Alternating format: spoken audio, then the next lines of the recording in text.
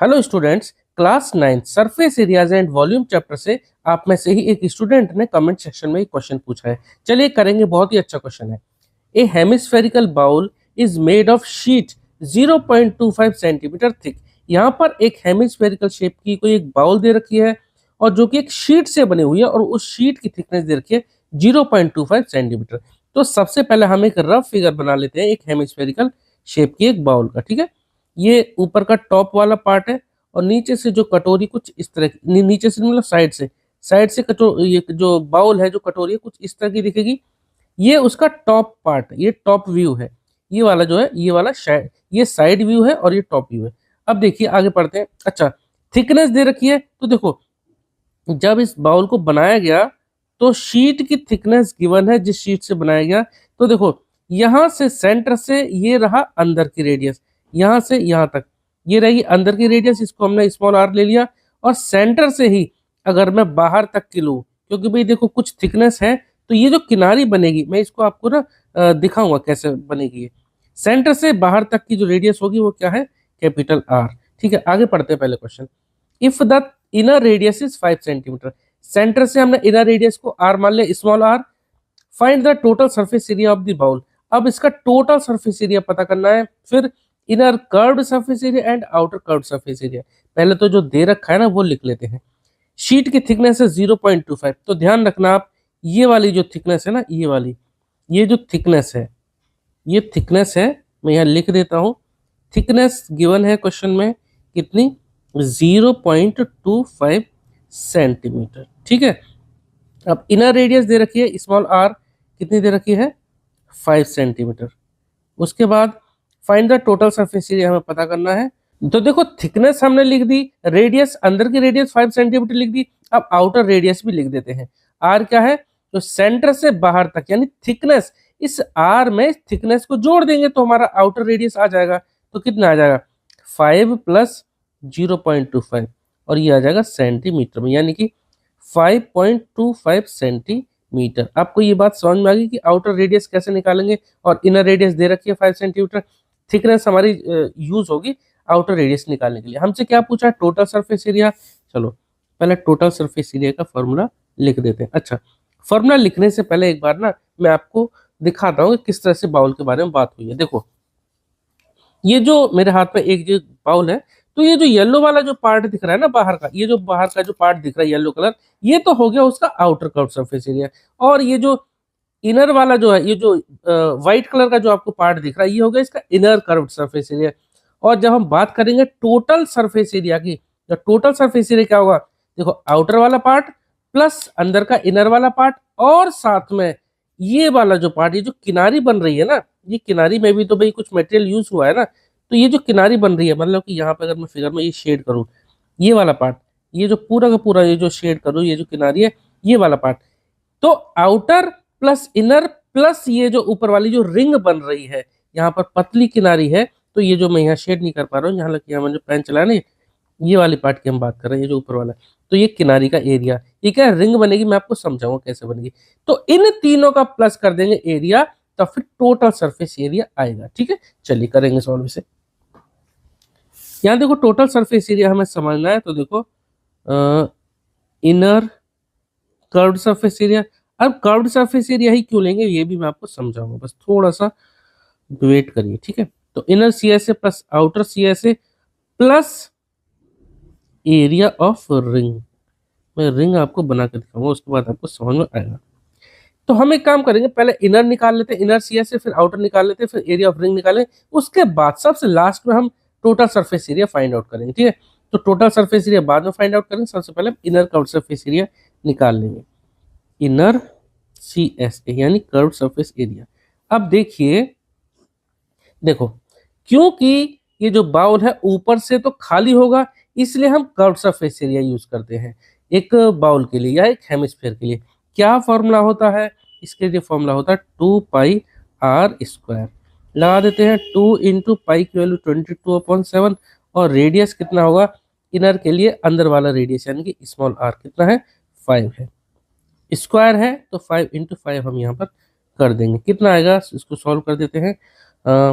5 5 जा 25 और 25 को 2 से मल्टीप्लाई करेंगे तो ये हो जाएगा 50, 50 इंटू 22/7 मल्टीप्लाई कर दें। देखो 22 को 0 से करेंगे तो ये तो जाएगा 0, और 5 से करेंगे तो 5 2 10, 1 कैरी 5 to 18 1100/7, 1100/7।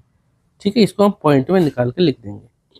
एक बार चेक कर लेते हैं, 0 5 to 10, हाँ ठीक है, तो पॉइंट में निकाल देते हैं इसको। ठीक है, 7 1 जा 7 बचेगा कितना, 4 बचेगा, 4 0 40, 7 5 35, 5 0 यानी 7 7 जा 49, और पॉइंट के बाद 0 लगाएंगे, 7 1 जा 7, 3 0 तो 7 4 जा 28, अप्रॉक्स इतना आएगा। आप इसको एक बार ना डिवाइड करके देख लेना। ठीक है, तो 157.14, और यूनिट इसकी आएगी क्योंकि ये रेडियस सेंटीमीटर में था, सेंटीमीटर स्क्वायर। ठीक है, ये आ गया इनर कर्व सरफेस एरिया।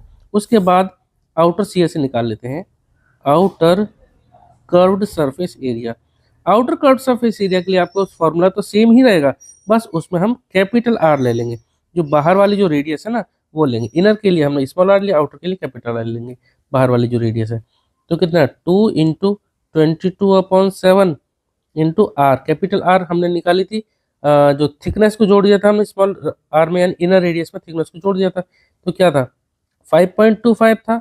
अब क्योंकि स्क्वायर भी है तो हम इसको 2 बार मल्टीप्लाई कर देंगे, 5.25 इंटू 5.25, 7 से एक को किसी को काट सकते हैं, चलो इसको काट देते हैं।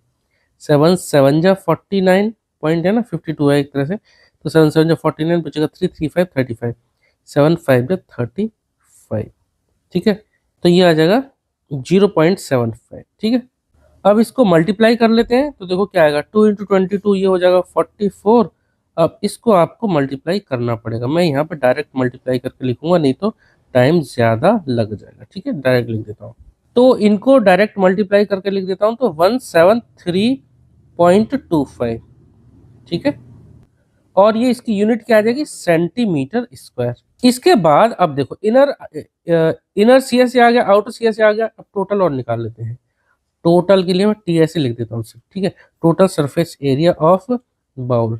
तो जैसे मैंने आपको बताया, इनर और outer plus area of ring ये जोड़ देंगे तो कितना आ जाएगा, inner curved surface area 157.14 plus outer curved surface area हमने निकाला 173.25, और प्लस एरिया ऑफ रिंग। मैं अभी आपको समझाऊंगा कि रिंग में क्यों बोल रहा हूँ बार बार।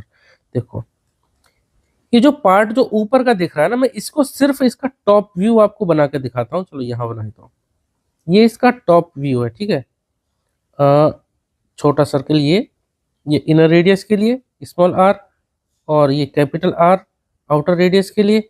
अब देखो ये वाला जो पार्ट है ना, क्योंकि यहाँ भी तो शीट मेटल यूज हुआ है ना, ये मेटल हुआ है यूज, तो ये भी तो कुछ सरफेस एरिया होगी, भले बहुत कम हो लेकिन होगा तो है ही।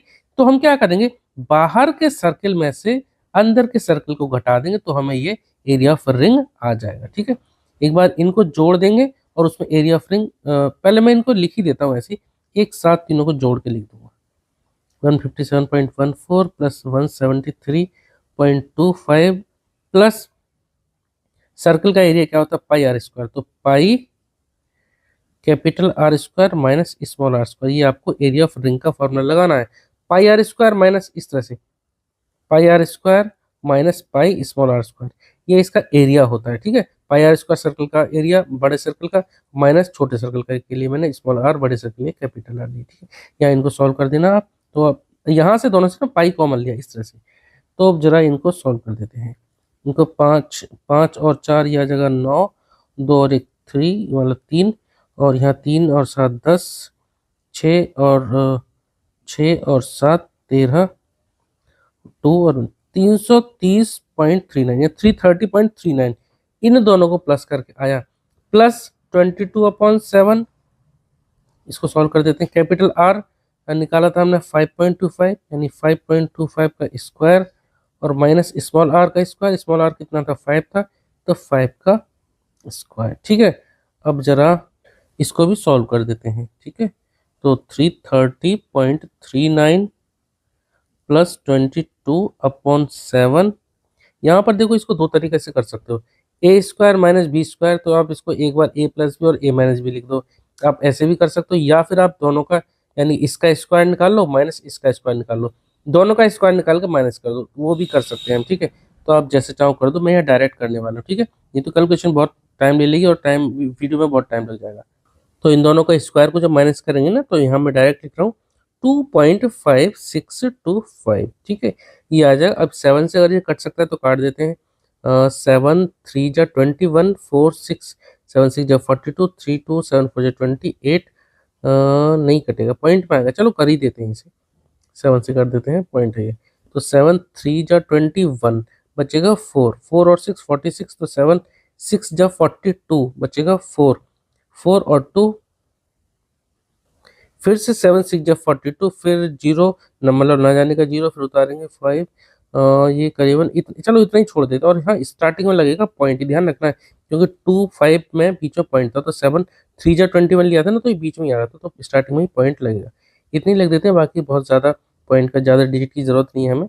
तो क्या करेंगे, 330.39 और प्लस 22 को इससे मल्टीप्लाई कर देते हैं। चलो 22 को डायरेक्ट मल्टीप्लाई कर देता हूँ, और फिर इन दोनों को प्लस करके हम यहाँ पर लिख देंगे, ठीक है।